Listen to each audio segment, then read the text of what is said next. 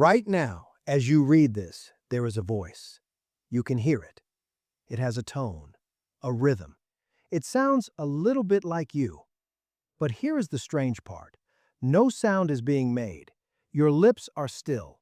The room is silent. And yet somehow a voice is speaking every single word directly inside your skull.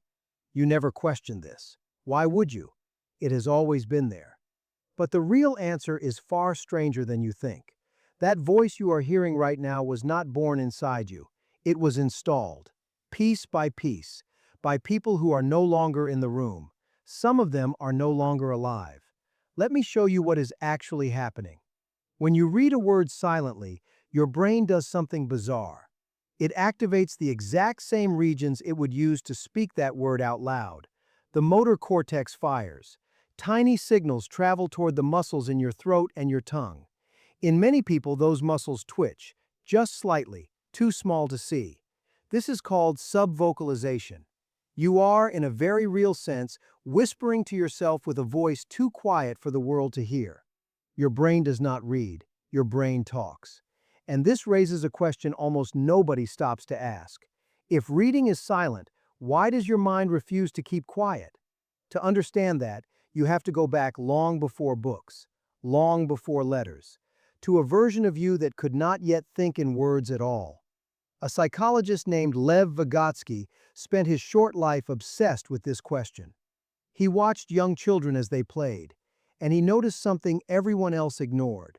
Little kids talk to themselves constantly, out loud. A 3-year-old building a tower will narrate the whole thing. Put the block here. No, too big. Try the other one. Most adults assumed this was meaningless chatter. Vygotsky saw something else. He saw thinking happening in the open before it learned how to hide. His idea was simple and unsettling. That private voice in your head did not start private. It started as real speech, spoken out loud, between you and someone else, a parent, a sibling, a teacher. They spoke to you, you spoke back. And slowly, over years, that conversation moved inward. The words went quiet. The other person disappeared. And what was left was you, talking to yourself, in the language they gave you. Think about what that means. The voice in your head is a conversation that never ended. It just lost its second speaker. You are still talking to the people who raised you. You just cannot see them anymore. So who is that voice exactly? Is it you? Or is it everyone who ever taught you how to speak? A researcher named Charles Fernyhough has spent decades trying to answer this.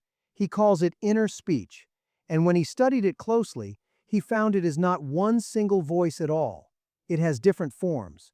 Sometimes it is fully expanded, full sentences, like reading a paragraph aloud in your mind. Sometimes it collapses into a kind of shorthand, a compressed flash of meaning with barely any words at all. And sometimes, strangest of all, it splits into multiple voices. You argue with yourself. You rehearse what someone else might say. You hold entire debates inside a single head. You have probably done this today without noticing. You imagined how a friend would react. You heard your boss's tone in your mind before the meeting even started. You practiced an apology using a voice that was not yours. Your inner world is crowded. It is full of borrowed voices. And here is where it gets even stranger. Not everyone has this voice at all. For most of human history, people assumed the experience inside their own head was the experience inside everyone's head. It seemed too obvious to question. Of course, everyone hears words when they think. Of course, everyone reads with an inner narrator. But a psychologist named Russell Hurlburt decided to actually check. He gave people a small beeper. At random moments throughout the day, it would beep, and the person had to freeze and report exactly what was in their awareness at that precise instant. Not a summary, not a guess. The raw contents of the moment. What he found broke something people thought they knew. Some people at the beep had words, a clear inner voice, mid-sentence. But others had no words at all. They had images, feelings, raw sensations, a sense of knowing without any narration attached to it. And a few people insisted they almost never experienced inner speech in the way others described. Let that sink in. The voice you assumed was universal, the one narrating this very sentence, is missing entirely in some of the people you know. They think in a way you may not be able to imagine, and you think in a way they may not be able to imagine either. You have never once heard the inside of another mind. You only assumed it sounded like yours. So why did most of us end up with a voice at all? What is it for? The answer seems to be that talking to yourself is one of the most powerful tools your species ever developed. That inner voice lets you plan. It lets you rehearse the future before it arrives. It lets you hold instructions in your mind and follow them, even when the person who gave them is long gone. When you tell yourself, stay calm, or not yet, or one more step, you are using speech to control your own behavior. You are your own coach, your own critic, your own parent, all at once. Silent reading, the thing you are doing right now, is a very recent invention riding on top of that ancient machinery. For most of human history, reading was not silent at all. People read out loud, almost always. In the ancient world, a text was something you performed with your body and your breath. There is a famous story about a bishop named Augustine who lived over 1,000 years ago. He was stunned when he saw his teacher, a man named Ambrose, reading without moving his lips, reading in total silence. To Augustine, this was so unusual it was worth writing down. It looked almost supernatural. Think about how far you have come.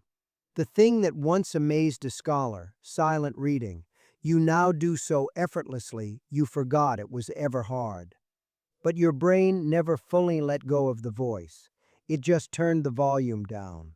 The lips stopped moving, the sound disappeared, and the speech retreated inward into that quiet narrator you have been listening to this entire time.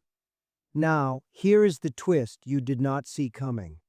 That same voice that helps you can also turn against you.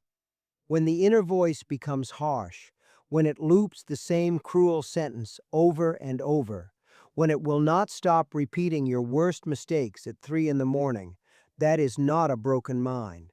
That is the exact same tool running in a punishing direction.